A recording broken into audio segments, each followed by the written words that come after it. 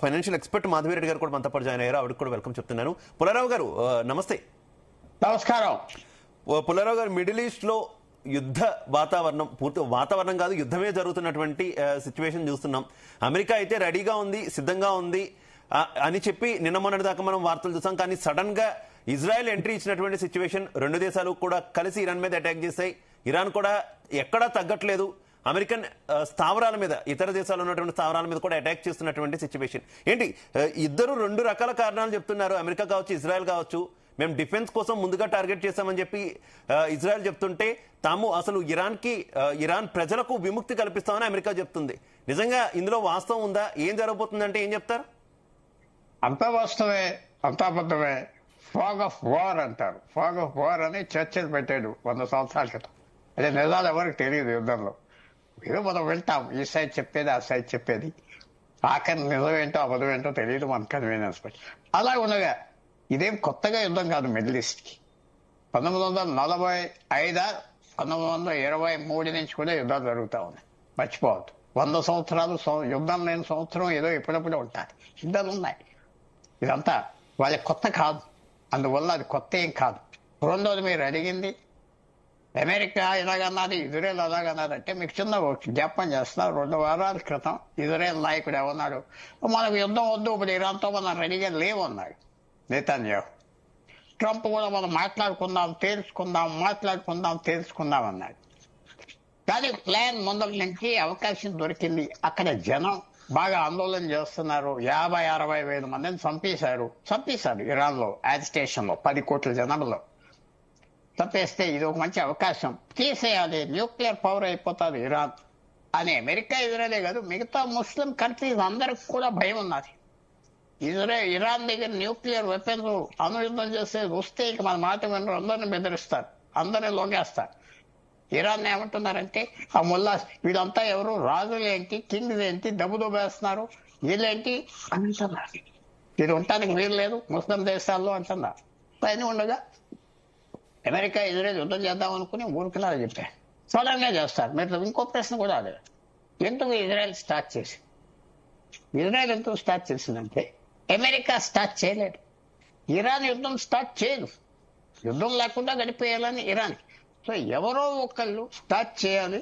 Israel start చేయగానే Iran తిరగబడింది. అప్పుడు America. Exactly Pullarao గారు, ఇజ్రాయెల్ స్టార్ట్ చేయడం గురించి కూడా ఒక 2 రకాల వాదనలు వినిపిస్తున్నటువంటి పరిస్థితి. చర్చలు అయితే నడుస్తున్నాయి. అవి విఫలం అయినప్పటికీ కూడా తిరిగి మళ్ళీ చర్చలు ప్రారంభించే అవకాశం ఉన్నటువంటి నేపథ్యంలో అటు ఇరాన్కి అమెరికాకి మధ్యలో ఈ చర్చలు సఫలీకృతం కాకూడదని ఇజ్రాయెల్ అటాక్ చేసింది అనేది ఒక వాదన అయితే, లేదు ఇజ్రాయెల్ అమెరికా రెండు కూడా దొంగాటాడుతున్నాయి, ఈ నేపథ్యంలోనే అటాక్ ఇజ్రాయెల్ ముందుగా చేసింది అనేది మరో వాదన. రెండూ నిజమా? ఏది నిజం? రెండోదే నిజం. ఇజ్రాయెల్ అమెరికా లేకుండా ఏం చేయలేదు. అమెరికా లేకపోతే ఇజ్రాయెల్ కప్పెట్టేస్తుంది ఇరాన్. ఎందుకంటే చిన్న దేశం, స్థలం లేదు, చాలా ఉన్నాయి. అందువల్ల అమెరికా ఇజ్రాయెల్ ఒకే మాట, ఒకే ఆలోచన, అంతా కోఆర్డినేటెడ్ గా చేస్తున్నారు. పూర్తిగా కోఆర్డినేటెడ్ గా చేస్తారు అమెరికా ఇజ్రాయెల్. సో అది మనం మాట్లాడుతున్నారు. ఇప్పుడు కూడా డొనాల్డ్ ట్రంప్ అంటున్నాడు, ఆ ముల్లాను తీసేస్తే ఆఫ్ చేసేస్తాం అంటున్నాడు. ఆయన పెట్టిన కండిషన్స్ గవర్నమెంట్ మార్చేయాలంటున్నాడు. ఆటం బాంబులా ఏ చేయటానికి మీకు ఉండకూడదు అంటున్నాడు. అది ఇప్పుడు కూడా మాట్లాడుకుందాం అంటున్నాడు. ఎప్పుడు యుద్ధం స్టార్ట్ చేశాక దీనికి ఇంకా మాట్లాడేది లేదు. యుద్ధంతో నాకు చేస్తే కుదరదు ఈ రోజుల్లో. ఇది 1,00,000 మంది సైనికులు, 1000 ఏనుగులతో పోటీ కాదు. ఇదంతా మషిన్తో, టెక్నాలజీతో పోటీలు. ఎక్కడికి వెళ్తాదో ఎవరు యుద్ధం చెప్పలేం. అందువల్ల అది డొనాల్డ్ ట్రంప్కి తెలుసు, ఇజ్రాయెల్ ప్రైమ్ మినిస్టర్కి తెలుసు. ఏదో రకంగా ఇరాన్ మీద కొద్దిగా విజయం సాధించాలి. కొద్దిగా ఆ గవర్నమెంట్ అయినా మార్చాలి, లేకపోతే ఏదో చేయాలి, ఇరాన్ దారిలోకి రావాలి. ఏదో చిన్న విజయం కావాలి. చిన్న విజయం వస్తే వాడు 47 సంవత్సరాలు బట్టి ఇస్లామిక్ షియా ముల్లా పరిపాలన ఇరాన్ లో ఉన్నది.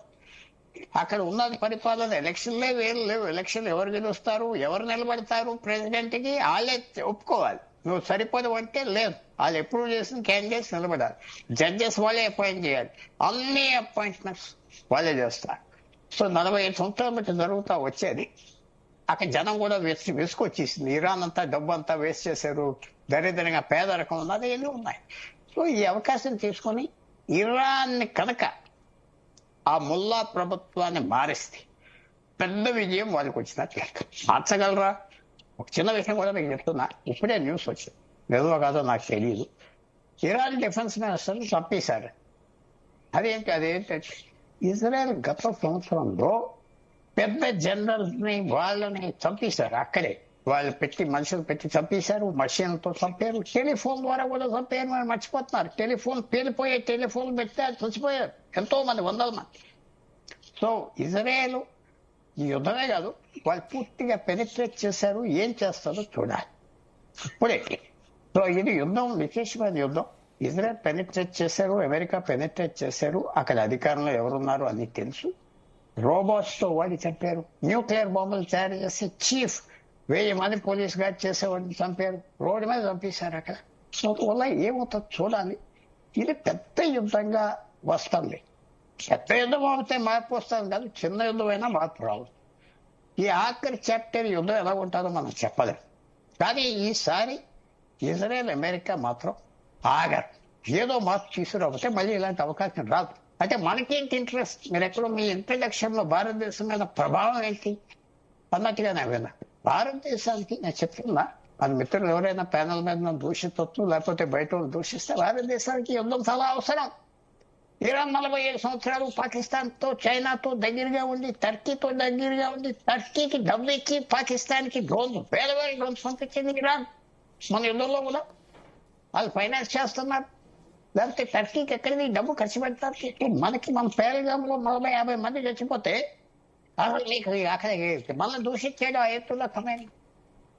భారతదేశానికి ఇది యుద్ధం, ఇది ఎగ్జిస్టెన్స్, భారతదేశం ఎగ్జిస్టెన్స్. అమ్మా బాబు పాపం అనే పరిస్థితి లేదు. మన మీద దయ చూపెట్టలేదు, మన మీద ఏం చూపెట్టలేదు. మన విరోధులకు సాయం చేస్తా వస్తున్నారు ఇలా.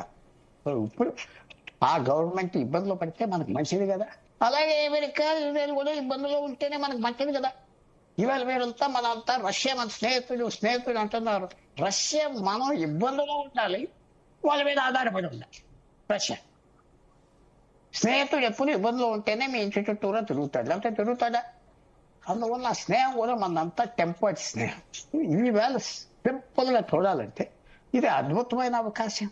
పోలే అదే పాటు హ్యాపీనెస్ ఎక్కువ అయిపోయింది అన్నాడు డొనాల్డ్ ట్రంప్. ఎవరినో చంపేస్తే ఇది నాకు ఈ ఆనందాన్ని కట్టుకోలేను అన్నాడు. మెక్సికోలో కొంతమందిని చంపేస్తే నేను ఆ మాట ఇప్పుడు ఎందుకు పడుతున్నానంటే, ఈవేళ ఇంకో పక్కన ఆఫ్ఘనిస్తాన్, పాకిస్తాన్ పోరాడుతున్నారు. ఇంకేం కావాలి భారతదేశానికి?